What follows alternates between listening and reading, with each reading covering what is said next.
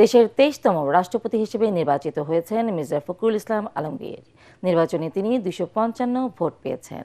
তার প্রতিদ্বন্দ্বী প্রার্থী কর্নেল অলি আহমেদ পেয়েছেন 88 ভোট। জাতীয় সংসদে ঐতিহাসিক নির্বাচন শেষে ফলাফল ঘোষণা করেন প্রধান নির্বাচন কমিশনার এএমএম নাসির উদ্দিন।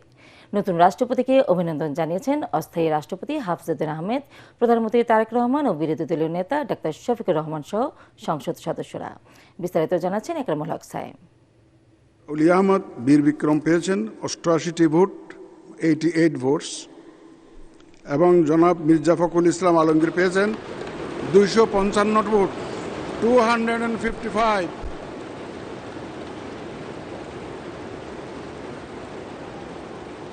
রাষ্ট্রের সর্বোচ্চ পদে কে আসীন হচ্ছেন তা আগে থেকেই জানা থাকলেও অপেক্ষা ছিল আনুষ্ঠানিক এমন ঘোষণার।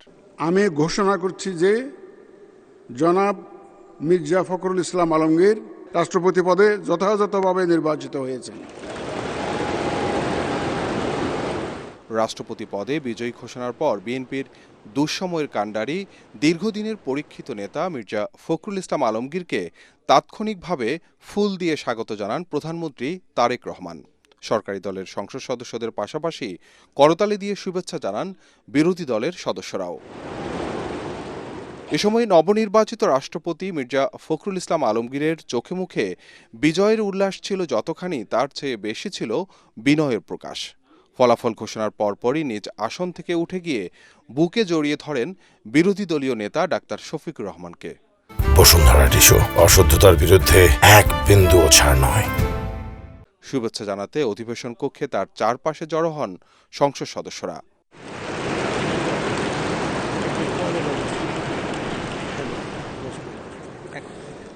রাষ্ট্রপতি নির্বাচন আইন 1991। এর আগে দুপুর 2টায় রাষ্ট্রপতি পদে ভোট গ্রহণের জন্য সংসদ সদস্যদের বিশেষ বৈঠক বসে সংসদের অধিবেশন কক্ষে।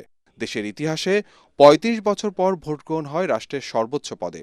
শুরুতে ভোট গ্রহণ প্রক্রিয়া সম্পর্কে তুলে ধরেন প্রধান নির্বাচন কমিশনার এএমএম নাসির উদ্দিন।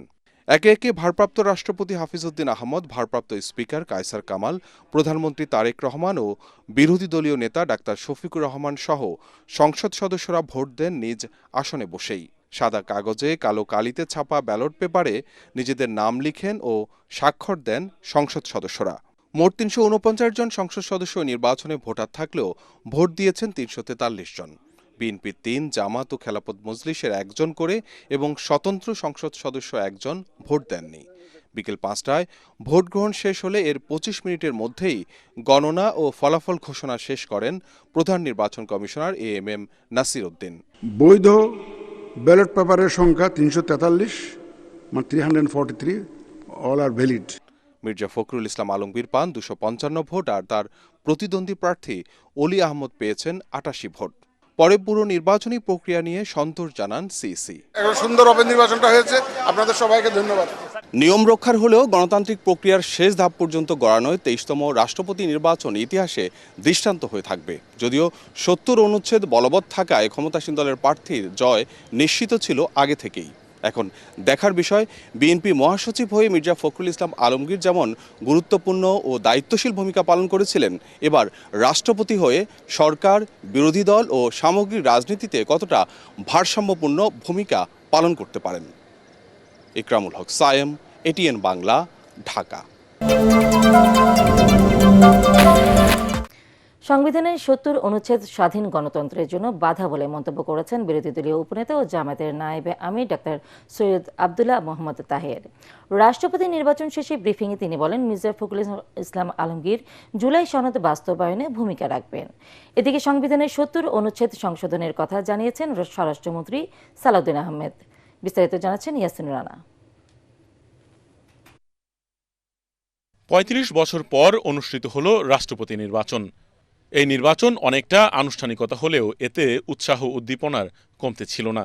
বেশিরভাগ সংসদ সদস্য প্রথমবারের মতো ভোট দিয়েছেন এই নির্বাচনে। এই নির্বাচনে সবচেয়ে বেশি আলোচনায় ছিল সংবিধানের 70 অনুচ্ছেদ, যাতে দলীয় সিদ্ধান্তের বাইরে ভোট দিলে সংসদ সদস্য পদ বাতিল হবার বিধান রয়েছে। এ নিয়ে বিরোধী দলীয় চিফ হুইপ নাহিদ ইসলাম বলেন, জুলাই সনদ বাস্তবায়ন না হওয়ায় অতীতের ফ্যাসিবাদী ব্যবস্থায় হলো রাষ্ট্রপতি নির্বাচন, যা গণঅভ্যুত্থানের প্রত্যাশা বিরোধী। তারা নির্বাচনের পর থেকেই বলে আসছিল যে অক্ষরে অক্ষরে তারা জুলাই সনদ বাস্তবায়ন করবে, তাহলে তারা বলতেছে মুখে এই কথা, কিন্তু তারা দেখেন প্রত্যেকটা কাজ করতেছে আগের ধারাবাহিকতা। ফলে রাষ্ট্রপতি নির্বাচিত হচ্ছে আমাদের যে ফ্যাসিবাদী স্বৈরতান্ত্রিক যেই ব্যবস্থা, যেই সাংবিধানিক ব্যবস্থা ছিল সেটার ধারাবাহিকতা হিসেবে কিন্তু বর্তমান রাষ্ট্রপতি নির্বাচিত হচ্ছে, নতুন কিছু না। কিন্তু এছাড়াও এ নিয়ে কথা বলেন জামায়াতের এমপি রফিকুল ইসলাম খান। সত্যের অনিশ্চয়তার বাধ্যবাধকতার কারণেই অনেকেই আছে যারা স্বাধীনভাবে তাদের মত প্রকাশ করতে পারবে। বিরোধী দলীয় হুইপের বক্তব্যের বিষয়ে চিফ হুইপ নুর ইসলাম মনি বলেন, সংবিধান জেনে বিরোধিতা করতে হবে। আমরা বিশ্বাস করি সরকার এবং বিরোধী দল সম্মিলিতভাবে ইনশাআল্লাহ আগামী নির্বাচন যাতে ফ্রি ফেয়ার ভালো ক্রেডিবল ইলেকশন এবং সত্তর উচ্ছেদ না থাকে তার কার্যক্রম কিন্তু আমরা এই সরকার এবং বিরোধী দল সবাই মিলে ইনশাআল্লাহ করবো। যদি সত্তর উচ্ছেদ না থাকে আগামী নির্বাচনে সত্তর উচ্ছেদ ছাড়াই ইনশাআল্লাহ নির্বাচন হবে। ভবিষ্যতে সংবিধান পরিবর্তন হলে সেভাবে নির্বাচন আয়োজন করা হবে বলে জানান স্বরাষ্ট্রমন্ত্রী সালাউদ্দিন আহমদ। জুলাই জাতীয় সনদে যেভাবে এগ্রিড হয়েছে ওইভাবে যদি ৭০ অনুচ্ছেদ সংশোধিত হয়ে যায় এবং তার পরবর্তীতে যখন রাষ্ট্রপতি নির্বাচন হবে তখন সেই ৭০ অনুচ্ছেদ অনুসারে হবে। নিশ্চিত পরাজয় জেনেও গণতন্ত্রের স্বার্থে রাষ্ট্রপতি প্রার্থী দেওয়া হয়েছে বলে জানান বিরোধী দলীয় উপনেতা ডাক্তার সৈয়দ আব্দুল্লাহ মোহাম্মদ তাহের। বলেন, ৭০ অনুচ্ছেদ গণতন্ত্রের জন্য বাধা। আজকের নবনির্বাচিত প্রেসিডেন্টকেও আমরা অভিনন্দন জানাচ্ছি, কিন্তু এখন পর্যন্ত যেহেতু জুলাই সনদটি পার্লামেন্টে পাশ হয়নি সেই কারণেই আমরা এই ৭০ অনুচ্ছেদ অ্যামেন্ডমেন্ট হয়নি এবং সে কারণেই যারা ভিন্নমত পোষণ করে তাদেরকে ভোট দেওয়ার সেই সুযোগটা আমরা দিতে পারিনি, এই জন্য আমরা দুঃখিত। রাষ্ট্রপতি জুলাই সনদ বাস্তবায়নে ভূমিকা পালন করবেন বলেও প্রত্যাশা ব্যক্ত করেন তিনি।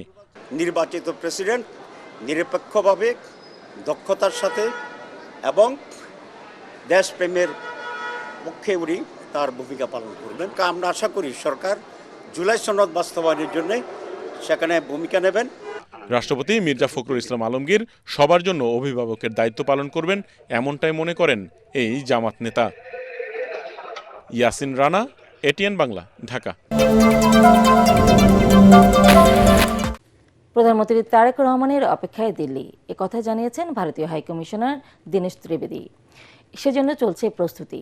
কলকাতায় হোটেলে অগ্নিকাণ্ডে বাংলাদেশি নিহতের ঘটনার দুঃখজনক মন্তব্য করে বিষয়টি খতিয়ে দেখার আশ্বাস দেন তিনি। সচিবালয়ে স্বাস্থ্যমন্ত্রীর সাথে সৌজন্য সাক্ষাৎ শেষে এসব কথা বলেন ভারতীয় হাইকমিশনার। স্বাস্থ্যমন্ত্রী বলেন, দুদেশের সম্পর্ক উন্নয়নে কাজ করছেন হাইকমিশনার। রিপোর্টে জানাচ্ছেন মাহবুব কবির চাপল। ঢাকায় আসার পর থেকেই বাংলাদেশ ভারত সম্পর্ক উন্নয়নে তৎপরতা চালিয়ে যাচ্ছেন হাইকমিশনার দীনেশ ত্রিবেদী। বৈঠক করছেন সরকার প্রধানসহ মন্ত্রীদের সাথে। এরই ধারাবাহিকতায় বৃহস্পতিবার স্বাস্থ্যমন্ত্রীর সাথে সাক্ষাৎ করেন তিনি। হোটেল শিখাইনে মৃত্যুর লেলিহান শিখা। কলকাতার নিউ মার্কেট এলাকায় হোটেলে অগ্নিকাণ্ডে ৭ বাংলাদেশির মৃত্যুর ঘটনাকে দুঃখজনক বলছেন ভারতের হাইকমিশনার। বিষয়টি খতিয়ে দেখার আশ্বাসও দেন তিনি। এটা খুব দুঃখের কথা, আর ওখানে যা যা করা আছে আমরা নিশ্চয়ই করব, কিন্তু খুবই দুঃখের কথা।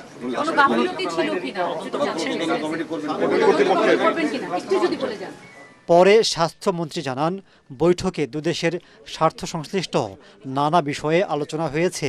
জানান, আগামী ১২ ও ১৩ সেপ্টেম্বর দিল্লিতে হতে যাওয়া ১৮তম ব্রিক্স সম্মেলনে প্রধানমন্ত্রী তারেক রহমানের যোগ দেওয়ার বিষয়ে আশাবাদী ভারত। বাংলাদেশে এসে তার ভালো লাগতেছে, এটাই তার দেশ, এই কথাগুলি বলেছে। It is completely courtesy call, nothing beyond. প্রধানমন্ত্রী ভারত সফর প্রসঙ্গে সেই বিষয়টা আজকে এখানে এটা পররাষ্ট্র না, আমার এখানে এইসব বিষয়ে কোনো আলোচনা করেনি। ওনারা আমাদের প্রাইম মিনিস্টারকে দাওয়াত দিয়েছেন, এটাই শুধু বলেছেন। আপনাকে ওইটা জানিয়েছেন? ওটাই বলেছেন যে আমরা ওনাকে দাওয়াত দিই, আর এক্সপেক্টিং হিজ অ্যারাইভাল দেয়ার, এইটুকুই বলেছেন। এ বিষয়ে পররাষ্ট্র মন্ত্রণালয় কাজ করছে বলে জানান স্বাস্থ্যমন্ত্রী। মাহবুব কবির চপল, এটিএন বাংলা, ঢাকা।